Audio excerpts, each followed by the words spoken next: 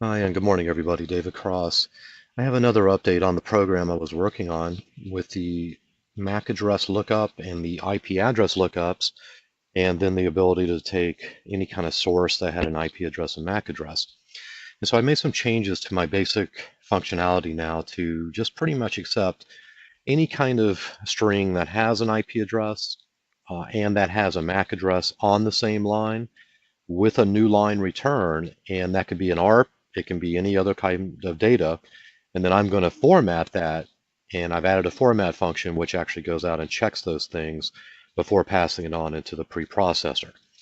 So what this is enabling me now to do, and just to clarify what this is enabling, is that I can now go effectively to any platform, anywhere that has the ability to post data, whether through curl or other function, and I can take any amount of data that's in a string format that has an IP address and a MAC address, and I can upload it into this ARP upload now, and it will check the format, check the sequence, create the payload so it gets processed properly. And it'll do that kind of formatting for us in a dirty way, but in a way that's good enough for us to work with. So the first thing I am doing here, just so you see in this function, is I'm going in and replacing out my open parens and any kind of double quotes, single quotes out of my payload. Now I'm just going to go ahead and get that done globally.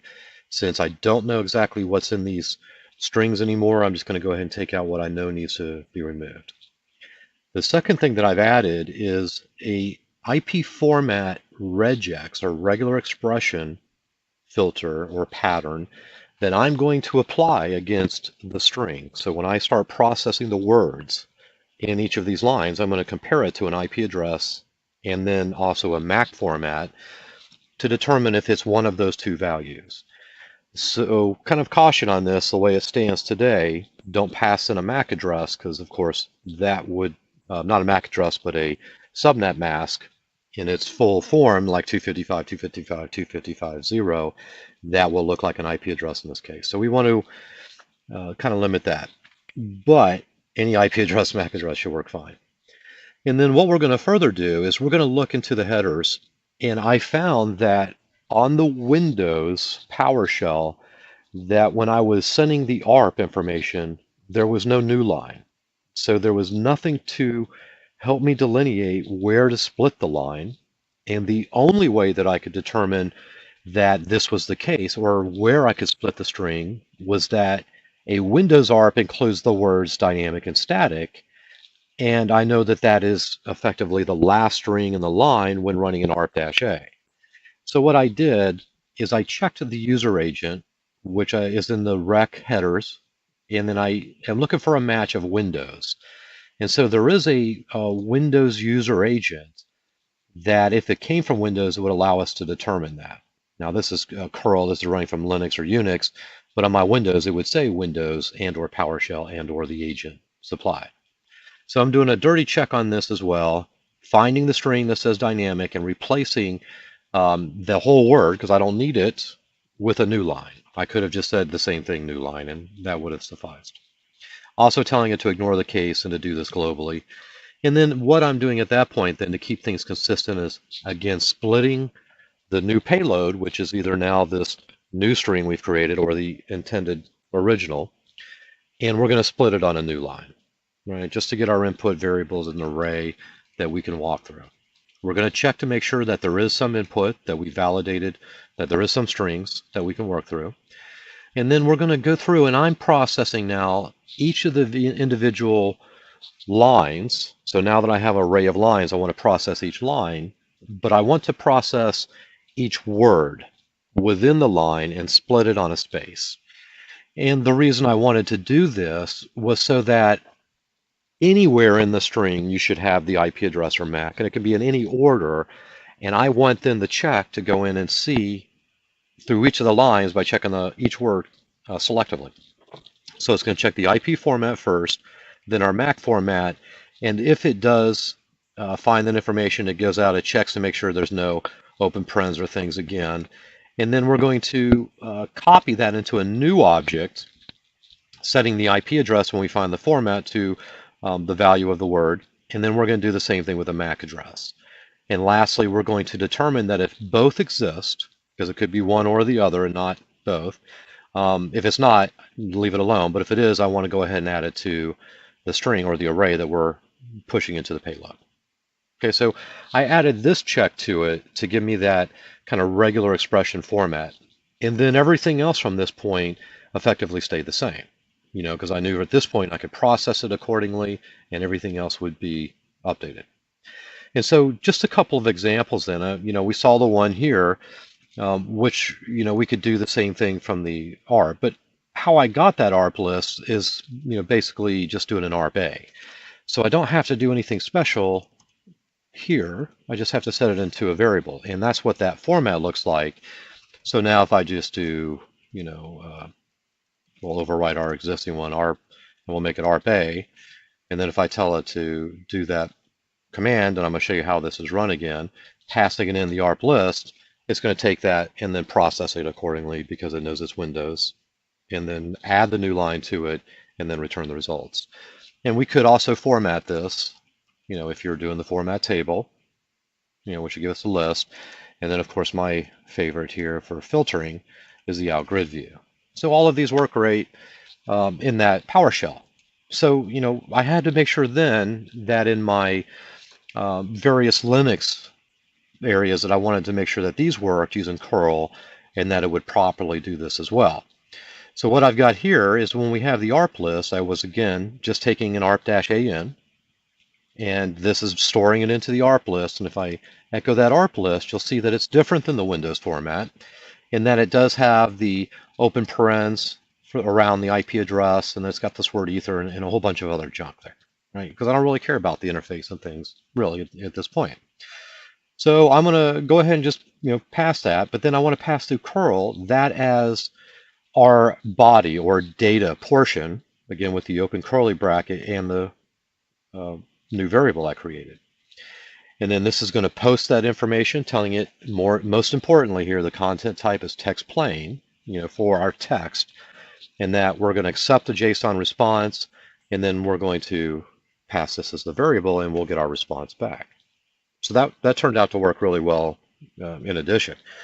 So then I want to make sure, again, going over to my DHCP, that I'm going to open this up again because my last video was a little dark, hard to see there. And in this particular shell, again, I made this very simple to work with, that we're going to create a leases variable, telling it to run the DHCPD pools. And I'll show you what that looks like, by itself here in just a sec. And then we're going to pipe this to the JQ command. And I'm telling it through here to grab the active leases property. And then we're going to open another pipe. And we're going to tell it the string implicitly to interpolation to get the IP address. And we no longer need to have any filler data. So IP address space MAC address. That's all we need now. And then I'm piping this to a sed, which is going to replace the double quotes at the beginning and ending of any of the string. And then lastly, I'm just calling that curl command again, telling it content text plain. And here I want to go ahead and modify this, and I'm going to explain why in a second for the additional header. And then I'm just passing in my variable that I'm creating. Okay. And the reason I'm adding this header with the accept is I want to start thinking about UIs for this, or different ways of presenting the data. We know that we have the shell, we know we have the output in JSON, and we can parse it and maybe pass some APIs or do some calls. But it's not necessarily human readable at that point, other than that function. So let's kind of think about how we're going to do that as well. And then if I change this command, as you see with the DHCP leases, again, this was pulling it out of the lease itself and then processing that information. Maybe another example of how to get this data, which I was looking at, was setting it through the logs and going out and say looking for any of the DHCP lease information or request packets. Sorry, I have a lot of data here. And within that, to be able to copy the field information and pull out the IP address and the MACs from the log itself. So then I could create a variable from this, which could then just be the IP list equals, and then tell it to do that command. It's a little skewed here because of my display. And with that upload, that just kind of proved to me the point that hey, this works successfully anywhere I want to be able to do this, and passing that information. And I even went as far, and this kind of got me thinking too, when I was looking at my uh, uh, Android phone, that I had a terminal application that allowed me to get in and do a terminal session. And it also allowed me to install JQ through the app to get install through this, and also allowed me to install curl so that even on my phone now, I can run this API and get the same result. So that's kind of leading me to that if I need to use an API, I know, it works from my Android as well. So when I get to that phone capability, I'll be doing that too. Well, anyway, that's where I'm at today on Sunday, and I want to kind of give you some insight of where I'm going with this because I think now I have, the basis of an actual application. So I'm going to take this now, kind of separate it from the rest, and I want to really build it into a true app that's going to allow me to do certain things. And the first is what we're doing now to be able to send that update and get the information back, but to be able to use different sources for IP information.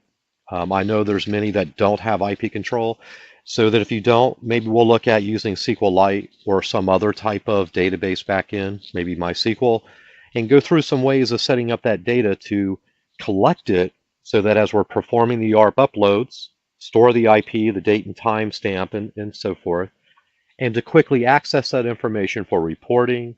And I also want to set up a cache mechanism that if we're doing IP lookups through the API and having to do this, that maybe we want to cache it.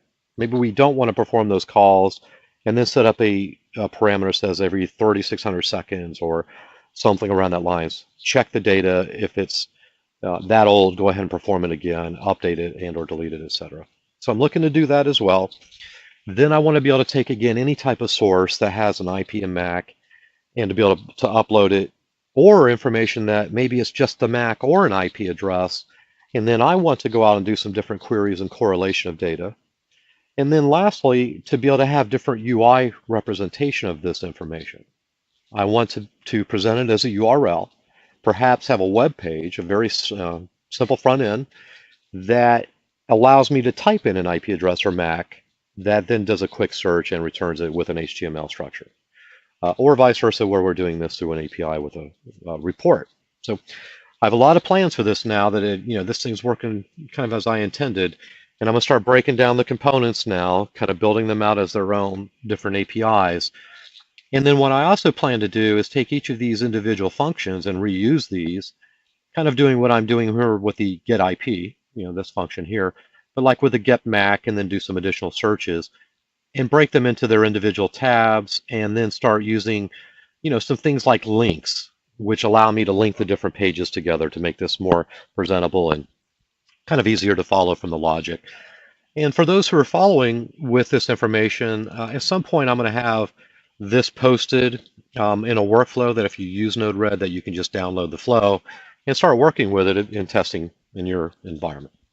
And I think I'll do that when I separate IP control from this, so that it would be easier to define another source.